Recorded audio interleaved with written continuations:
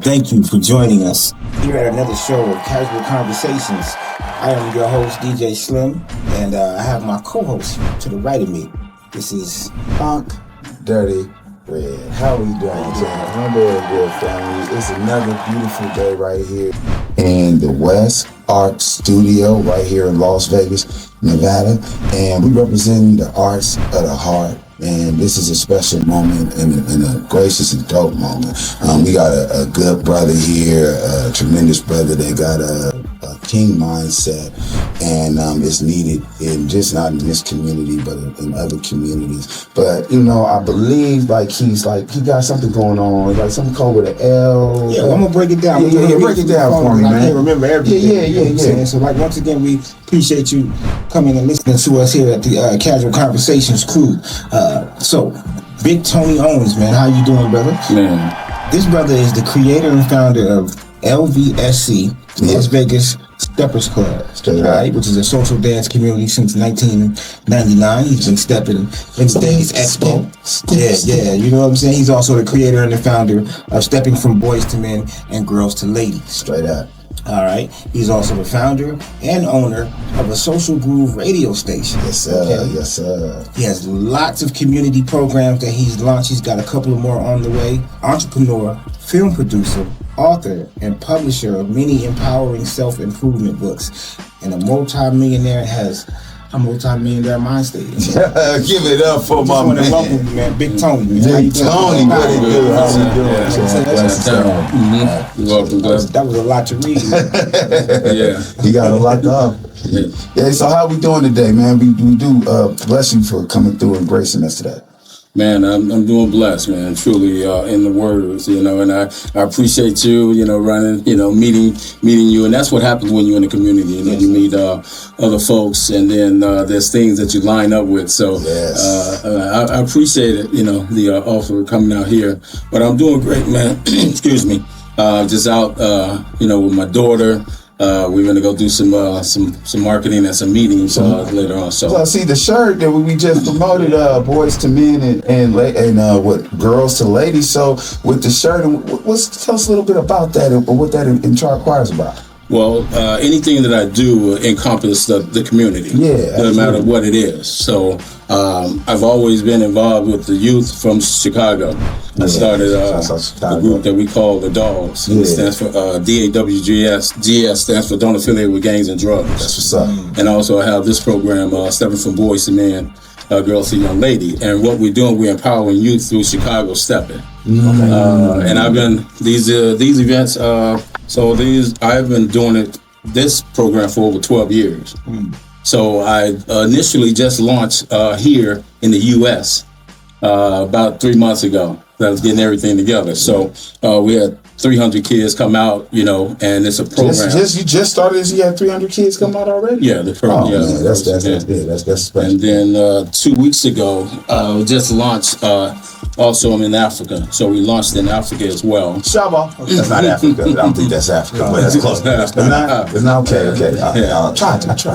But hey, that's big, man. How did you get even to Africa, and what even inspired you to even drift that far from Chicago? I mean, we already got some stuff here, but I mean, Yeah. Well, whatever I do, man, I have to do it big. So that's why, you know, people do call me Big Tony, and I got an exclamation point back there because it's very important that I let the kids know, the youth know, hey, you know, stand tall, be confident in what you want. You know, as you develop, then, you know, you understand what you want over time. The same way what happened to me. You know what I'm saying? Yeah. So, but I've always been involved with the youth, man. I just love see the youth, you know, doing things positive and growing up. Well, I mean, for me, coming from the neighborhood in Crenshaw District in California, right? I lived in that era where, you know, people didn't really care too much about our longevity. The only thing you had was the fight game. You know what I mean? You had to survive. And books was just like an afterthought. But one thing I respected about my neighborhood versus others is that they saw something in me and they'll be like, hey, you deal with the books, not with the streets. that's changed, because those kind of men are the guys that helped me get away from a lot of the stuff that was around. And for you, what inspired you to give to your community and to the kids in such a big way? Yeah, well, growing up, I'm sure you guys probably heard the word Annie Up, right? Yeah. So I learned when I was 12 years old, I started my first business adventure. Didn't know what I was doing. I just 12. Man, you see how you try to slide that through a slam? At 12, at 10. At 12, man. I had a trust fund. Yeah, so this, we was always, if you had a quarter, everybody had a quarter in their pocket. You know what I'm saying? I mean, there's not much you can do with that. Right. But if you ante up, put it all together, you know what I'm saying? So that's where the concept of community and coming together, and we can do more with the resources that we have.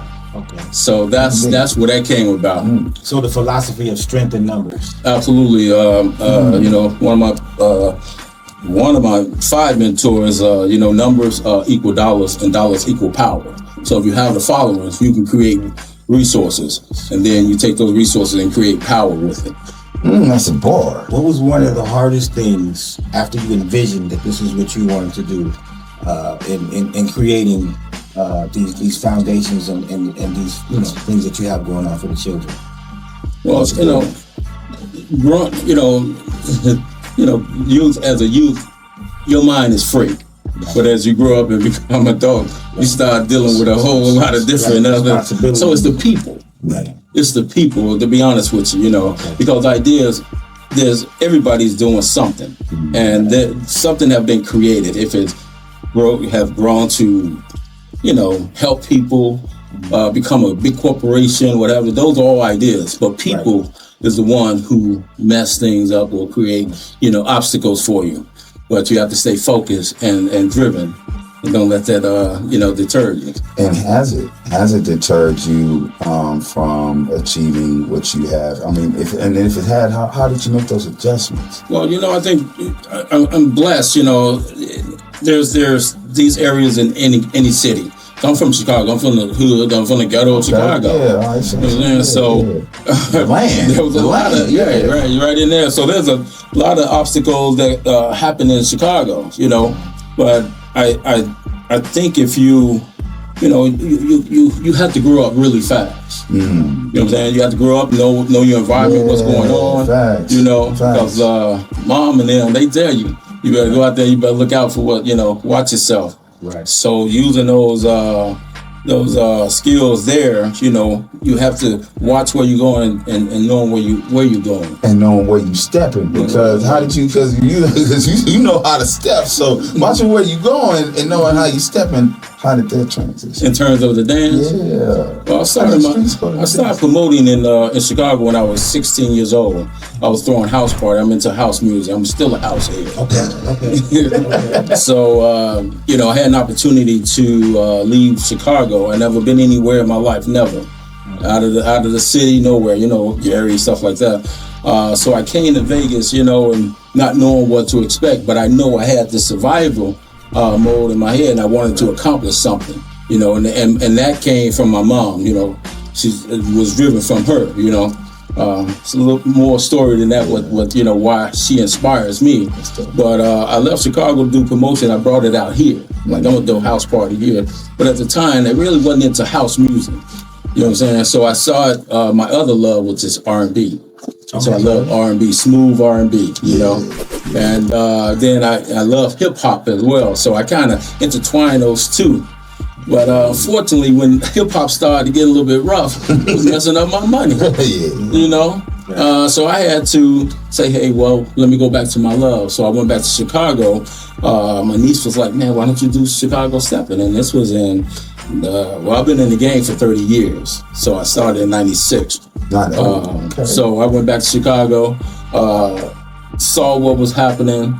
And I remember, growing up, you look in the lounge window and you can see grown folks dancing, having a good time. We don't see that anymore. I'm like, okay, I want to bring that back. So I got into stepping, and it's been a blessing. It's taken me all over the world. Now stepping is all over the world. I'm in Africa. I travel every month to go do things. I meet a lot of wonderful people, entrepreneurs, business, politicians, and I get an opportunity to sit there, right? But stepping have allowed me to do some wonderful things because it helped me become a millionaire as well. I became a millionaire. Wow. Through the game of stepping. I got a question. Check it out, because the Midwest is known for stepping. Right? And there's not necessarily a rivalry, but there's definitely that friendly competition between who steps better, Chicago or Detroit. Well, competition is good. Yeah. I love competition. Right. And is there a difference, right? Yeah. Okay. Yeah, you have a difference, you got salsa, you got Cleveland, you got hand dance down there, you got in the South, you got what you got? What's the two steps? So in different areas you have different dances, Right. Remember in New York they had the hustle. You know what I'm saying? Yeah. So some might have some similarity. We got a little similarity in terms of salsa. Detroit ballroom have a little bit of celebrity in what we do as well. Right. But I what's important is that there's a culture in all of those, right? Indeed. Right. So of course I'm gonna say Chicago stepping. Chicago stepping in the thing. Right. Yes. You know what I'm saying? Because it's smooth, it's elegant. Right. I get to dance with. But now, can you walk into a room and see this couple dancing and this couple dancing and be like, okay, that's Chicago, that's Detroit, that's. You can point it out as soon as you see it. Well, I can point it out because I've been doing it for so long. Right. So yeah, I can point it out, and depending on how they strive, how they walk into the place, you can pretty much tell if they're a step or not. Before they even hit the dance floor, before they hit the floor, you know what's going on. Yeah, that's what's up. And do you actually teach class, or because a lot? So are you a teacher? Do you do? Yeah. I've been teaching since 88. I started the Las Vegas Steppers Club in 88, and I started the stepping game and DJ game in 96. So I've been teaching. I go around the country and I teach. I teach it here twice a week. What I do put me in a position to work only 2 hours a week, and I don't want to be taken away from that. And that's when I go. When I go and do my classes on Tuesdays and Wednesdays from 7:00 over at the Meeker's Sports Center on Now, what's the criteria for one joining Steppers Club? Man, it's just if you want to enjoy life. Any type of social thing, it's all about you getting involved because you want to do something. You want to be around like-minded people and experience, life. But really, you just need 2 left feet. For me, 3, 4, 5, 6, 7 left feet. I love it. Yeah, I love teaching the dance. I really do. What's the hardest thing when you're teaching? Is it because you can't teach?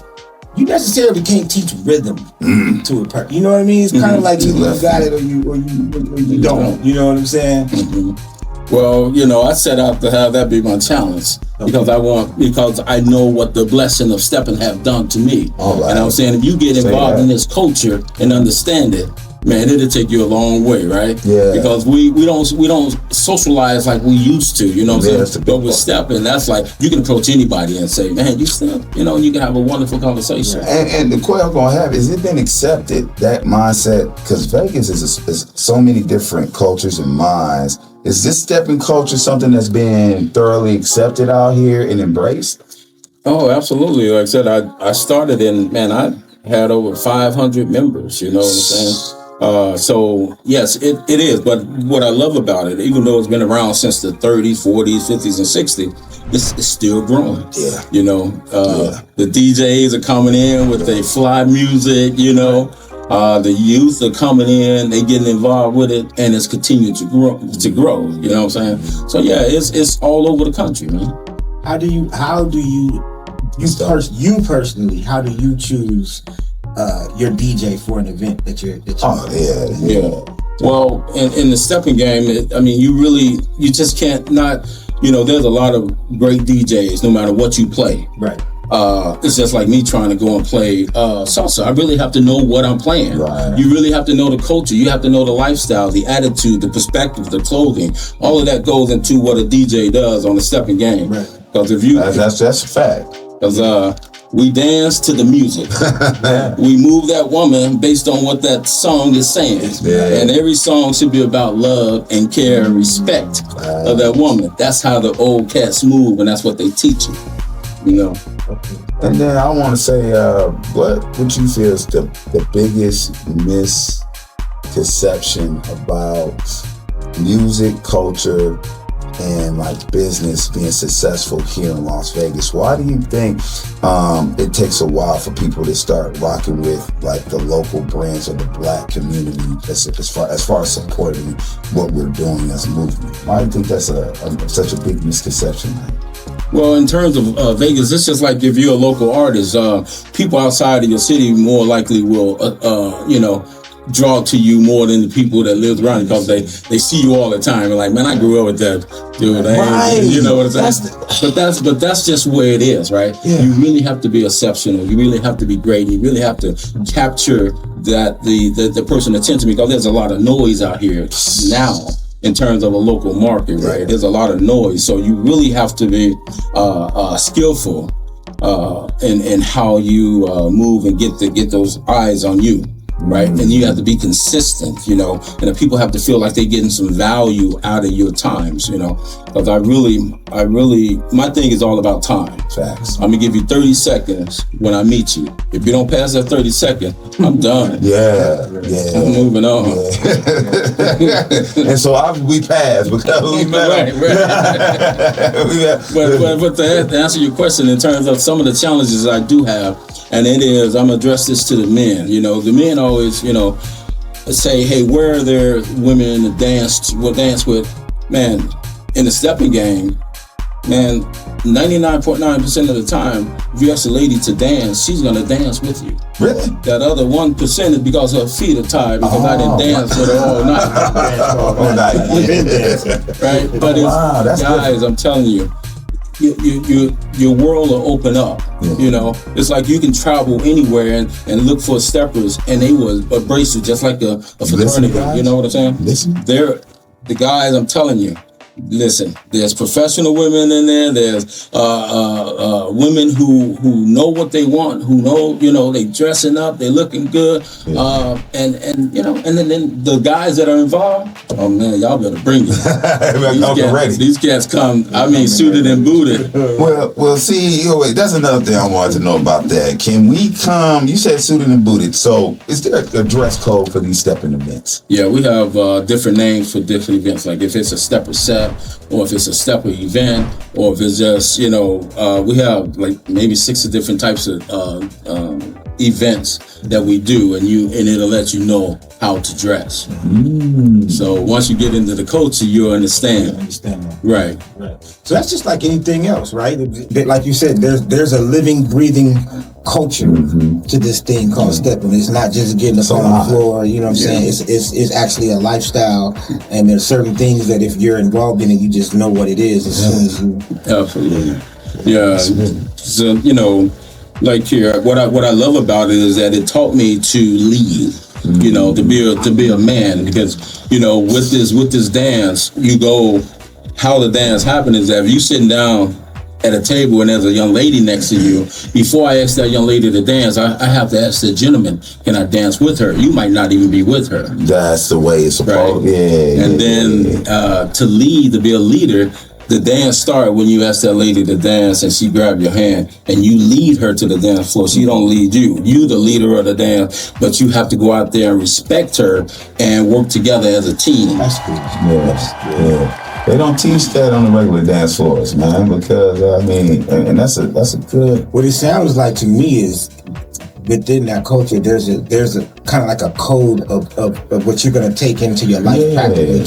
Yes. You know what I mean? Like you're saying, respecting the woman, you know what I'm saying, and how you treat her and lead her to the floor is how you probably want to treat her in real life. Absolutely, You know yeah. what I'm saying? Yeah, it is. And they know, if you don't give her a good lead, I don't know, you might get another dance. You better lead her right, And that's really guiding the teenagers and upcoming men and women, because it's teaching them a lifestyle and a mindset that they can use in all aspects of life, right? Like I'm quite sure they will be successful in making better family and business decisions, right? Yeah, absolutely. I mean, that's where, stepping from boys to men, girls to young lady, that's what that's all about. Is allowing them to be involved in something until they grow up and mature enough to say, hey, I know what I want in life. But teaching them the whole aspect of that, not only just dancing, what I'm saying? My program is involved in how to socialize, how to manage money, how to run a business, how to, Now we getting into something here. Yeah. This is what I do. Everything you see what I do, there's a hidden agenda in that, and that is to empower ourselves once we're amongst each other. So that's what all it is, bringing people together and teaching these kids how to run a business, how to be entrepreneurs, how to be business-minded individual, and changing their mindset to be that way. But the most importantly, at the end of the day, no matter what you get from this earth, that you give back. You have to give back. We say everybody gonna leave a legacy.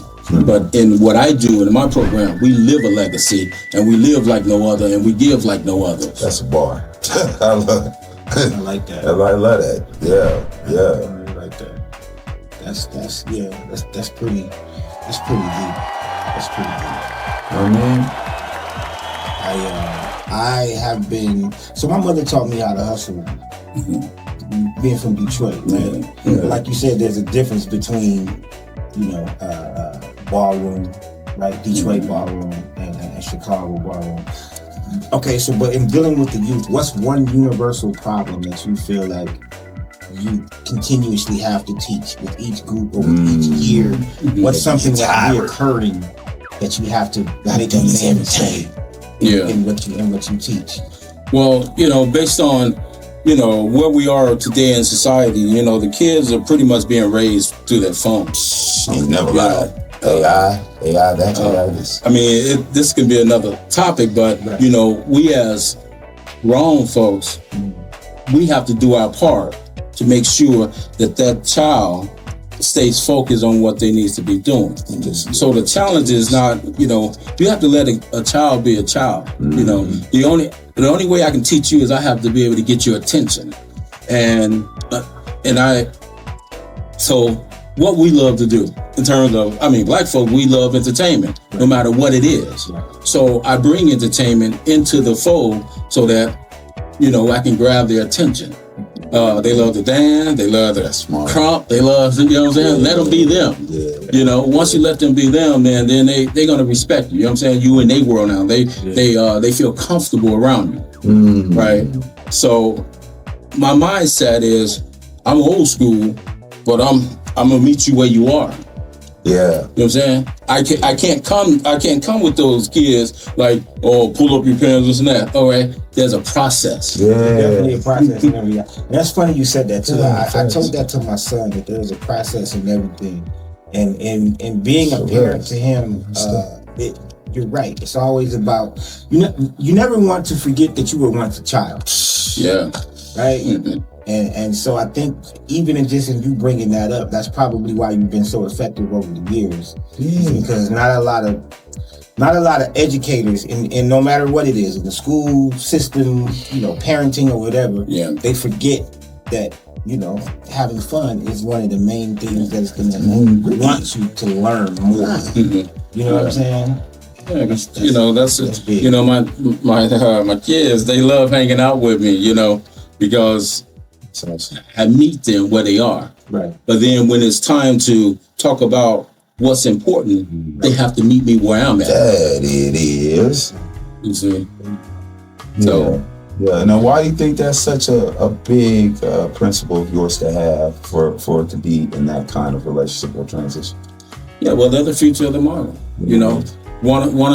I wouldn't say one of my fears as I was growing up, and I was seeing the different mentality as I'm growing up, and I'm like, okay, well, when I get older, who's gonna be taking care of me? That's right. You know, if I don't teach my kids to be able to handle business, and then when I get older, I don't want to be placed in somebody else's hand. I want my shit. I change their diapers, change mine. No, that's right. You go around. You know, you seen Benjamin, right? But that's how it should be. I was gonna say, I heard you say about having like a medium kind of mindset. Are you basically trying to look through the stepping and through dance and through these improvements, trying to build other like-minded individuals to where it's because I keep hearing community and that it takes more than just one person. So are you basically building that kind of hemisphere to where you have these like-minded successful individuals that have started, is that the kind of industry you're trying to do? Right. So what I'm presenting to you all today is just a minute of what I do. I have a program called SAM, Stepping Association of Millionaires, and I've had this for over the years. And so Sam, shout out Sam. and what I do, I teach finance literacy. I teach you how to become wealthy day one. And when you're a part of what I'm doing, you have to be successful. You have to be successful. I'm gonna say that one more again. You have to be successful. So changing your mindset. Once your mind opens up, it'll never go back to its original form. So I'm gonna expose you to something that you've never been exposed to. But I'm not gonna let you grind. It took me 40 years to get where I'm at. I don't want for you to take 40 years to get there. So I'm gonna give it to you, teach you, so you can do it and show somebody else. Right? We got to go right now because what I do, I think about the world and what's going on and what's happening in the office and everything else. I ain't gonna get into the politics of things, but a lot of my stuff is driven by politics. You know, I'm only here for a short period of time. So I want to give it, but I also want to enjoy it right today. Come on. I don't want to enjoy it for the next 5 years, next 10 years. I want to get it today. So we got to get that movement going, like right now. And nobody can drag their feet. They do. You put them onto the side and say, hey, we got you. Yeah. But we got to keep moving. Yeah, because that's that time it is right now. Yeah.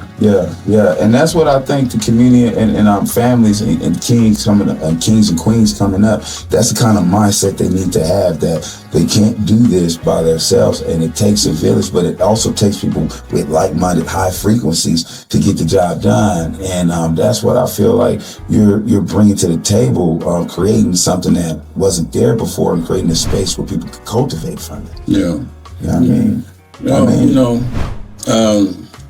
I mean? You can't chase money. You can't chase money. You have to be blessed.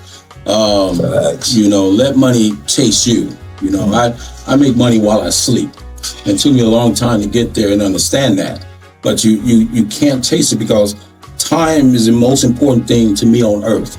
Time is the most important thing to me on earth. And I want to be able to spend it the way I want to spend it. And not let anybody dictate it, because if you don't use your time, somebody else is going to use your time so they could do what I'm telling you that I want. So how was your time in Africa? Have you been?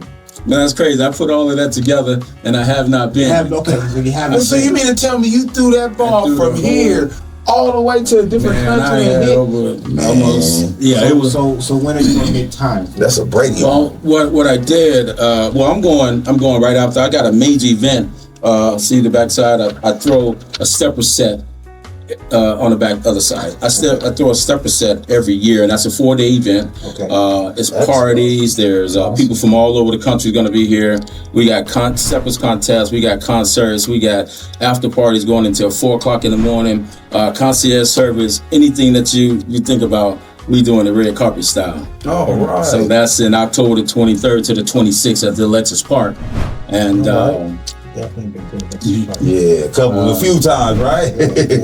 but right after that event, I'm scheduled to I'm already scheduled to be in Africa for 2 months. So I'm going down there to fully complete the things that I've done on this end. That's awesome, man. You said 2 months. You didn't say 2 weeks. Yeah. 2 months. Yeah.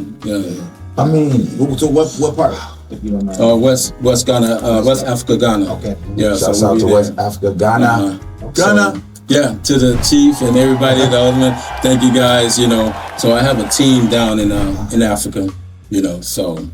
How difficult is my bad? No, go ahead. How difficult is the communication as far as getting your point across? I mean, obviously, they speak English, and you are going to have to learn some of their, language as well. But is that a major barrier? Well, it can be depending on how thick, the person's accent is. Right. But I've been good. I've been okay because I'm a listener. I'll listen to you. I'll get through that thickness because I'm trying to find the gem. Hey, before you say it, I want to say that so many people realize that being able to speak and articulate is a skill, but a lot of people overlook how big of a skill listening is. Yeah. I just wanted to just point that out because some people will tell you, you know what I mean? Mm-hmm. Oh, I know how to talk, but do you know how to listen so that you can, appropriately respond to what's being said instead of having an answer already? You know what I mean? Before you hear what somebody articulates to you, that's.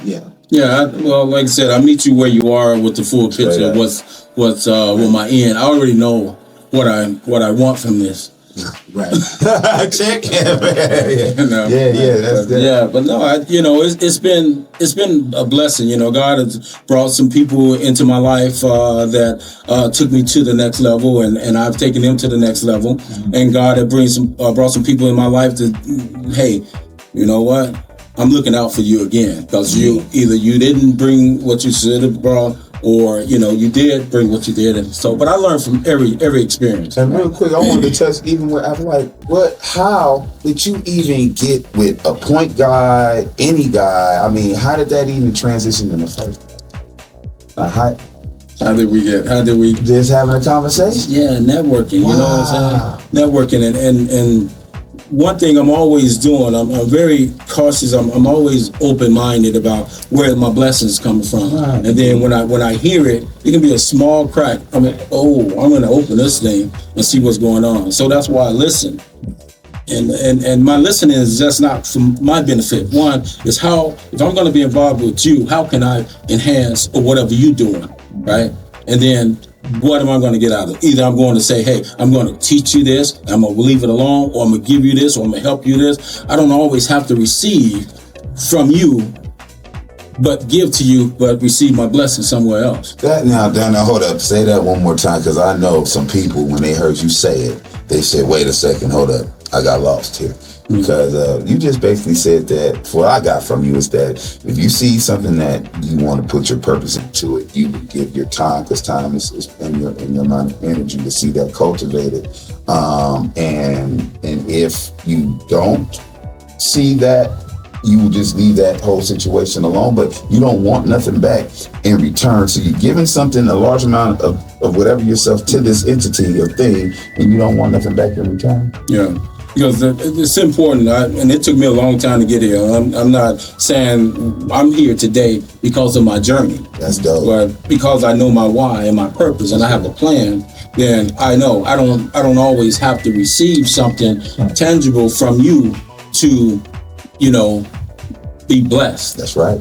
And get my blessing. Yeah. But I have to know why I'm getting involved with you. Right. That's right. Because I don't want to lead you down the wrong road. Yeah. I don't want to give you the wrong, impression. Yeah. And so like you said, you don't have time to waste. Time is one thing you can't get back on this earth.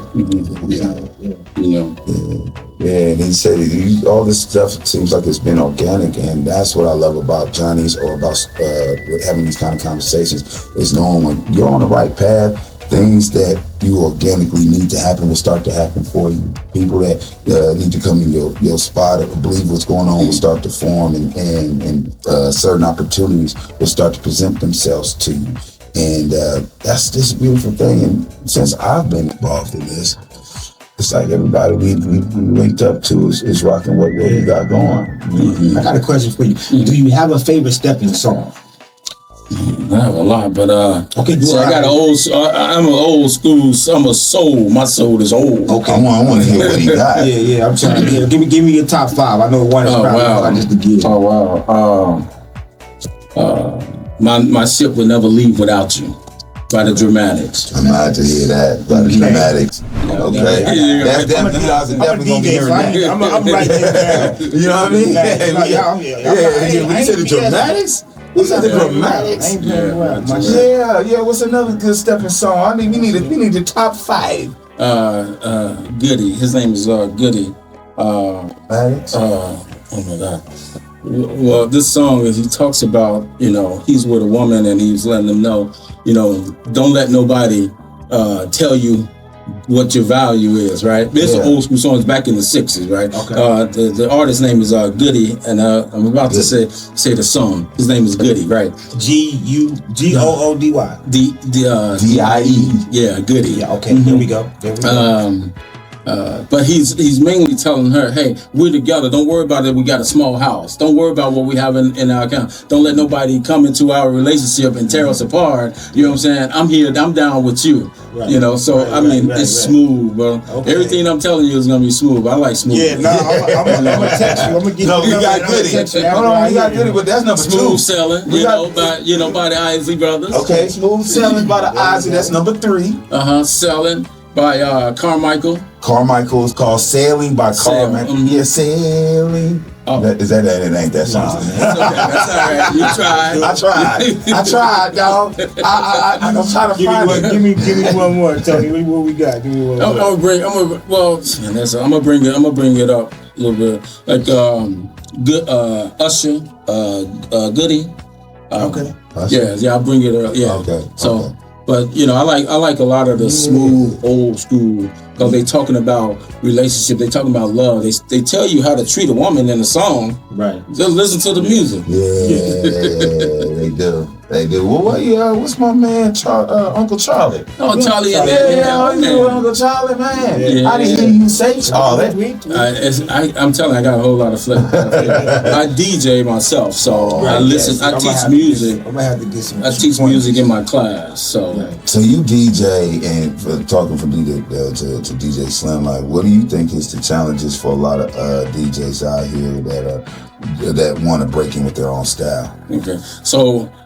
I'm gonna take the DJ off. I started my DJ career in '96, and so I can DJ. I can DJ whatever genre, but y'all can handle that. I can handle it, right? Yeah. Nice. So, but the challenges with anything, DJ is competition. Everybody want to be the best. There's nothing wrong with that. You know what I'm saying? So it's just that competition. Sometimes it overlaps too much. Yeah. You know what I'm saying? Where jealousy come aboard. You know what I'm saying? Yeah. If we DJing, okay, I'm gonna help you out. Here's some music. Here's some new music. You know what? I think from DJ to DJ, I think what you said is because as far as DJs wanting to be the best, I think there's not as much as today that want to be the best because now they just want to be seen and they like what comes from being a DJ.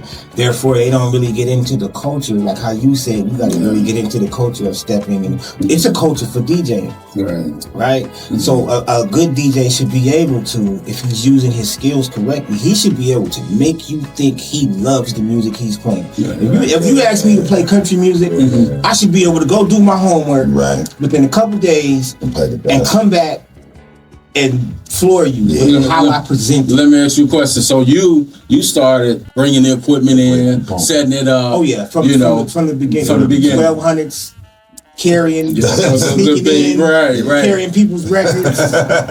Before the 1200s came out, I had the belt dripping turntable. Like passive speakers, boxing. So that's why. That's where it comes from. I did the same thing before I was able to get on the mic or on the table. Right. Man, I'm talking about 6 months. I'm drunk. Yeah. Now I'm the promoter. I'm like, I want a DJ. He was like, man, you got to bring this equipment in. Okay. You know what I'm saying? Right. So then you begin to appreciate it. It is. And then your craft start learning. You start opening your eyes, seeing other folks. Because there's a lot of music that I played, in the club. Truth be told, that on my own time, it's not what I listen to on my own time. Right. You know what I mean? But I enjoy it because of you know, to be a professional DJ, you got to play what they want to hear. Yeah. Now, what makes you a better DJ is you being able to slide in what you like as well, and that can separate you from everybody else. You know, everybody can play the top 40, but what you gonna do after you play all the top 40? Mm-hmm. What song do you play in between it? Yeah. You know what I'm saying? And then I had to learn, okay, they don't necessarily want you to rock out for a whole hour because the bar want to make money. So and these are things that I fought in the beginning because I didn't understand it. Like you said, understanding comes with time. Yeah. And when you realize, okay, me, the promoter, the club owner, the bartender, the waitress, we all working, we all part of the same team. Yeah. You know what I'm saying? Yeah, that's solid. And then one thing, we gotta wrap this thing, but real quick, I want to ask one last question. If there was anyone that's alive or not alive that you can have a serious conversation with, and you had one thing you want to say with them, what would that thing say? What would that thing be said? And who would you say that to if they're dead or alive? Well, I'm gonna get a little bit personal, right? So my mother was a deaf mute. She couldn't hear or talk, uneducated, you know, and she lived in an environment that was really, really tough. So not knowing where to go and just have to rely on the people. It's like someone like that, I can look and see she's trapped, even though she's around people that love her. So not being able to talk to my mother and hear her voice, but I understood what she meant in terms of if she wanted to discipline me, if she wanted to love me, or she wanted to show me that I've done good, appreciate me. I began to feel that from her, and that's why I treat women the way I do, because I have to listen to you, not just out of your mouth. That's right. Right. So if I can say anything to my mother right now, I would say thank you. Oh, that's beautiful. That's good. Hey man, hey Sim, you got anything to have to that, man? Because that's. Nah, man. Look, man. My mother was my best friend. You know what I'm saying? So I would, if I had the chance to speak to her again, and I only had a couple of minutes or very limited words, I would also say thank you, man. Facts. And my mother had multiple sclerosis, so I know, she used to get up in the morning, she was going through her personal things, right? But she still cooked for me before I went to school. She was in a wheelchair. She still got me to that bus stop. You know what I mean? She still did her Bible study. You know what I mean? All these things that become an obstacle that you think for a person, and then they still persevere. When you're able-bodied and you're willing to do it, man. I've been sick myself, so I know the difference between tired because you're not well, and then tired because you've been working hard. Right. And I appreciate the tired because I've been working. You know what I'm saying? Right. Yeah. I appreciate those things. And I appreciate you, and I appreciate my brother Tony, Big Tony, for coming through and gracing it. We gotta have him back here again. You know what I mean? If you willing to grace us with a part 2, you be down for a part 2? Yeah, I'll be down for part 2, man. It was a pleasure. So with that, this was Casual Conversations. You got your brother Dirty Red. You call me D Red. Doesn't matter how you want. You find me on Instagram. And then they can reach me on Instagram, man. You can find me on Instagram or Facebook.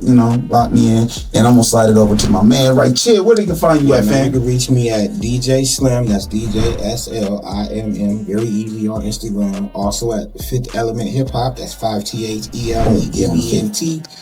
HIPHOP. It's not a podcast. It's a show. Yeah. And Black Transit, I do have a musical family. Yeah, he does. Black __ Transit. Where can I reach you at, man? Well, I'm gonna just give you guys one, and then you can unravel everything about me. Because mine is you can just reach me on Facebook at Big Tony Owens, WNS on Facebook. If you don't have Facebook, just go to LasVegasSteppersClub.com and you can unravel everything about me. Straight up, man. It was a pleasure to you, man. Yes, sir. All right, man. You just watched another episode of Casual Conversations with Dirty Red and our guest, Big Tony from Chicago, Illinois, man. Many blessings. Thank you for watching. We'll see you next week. Peace.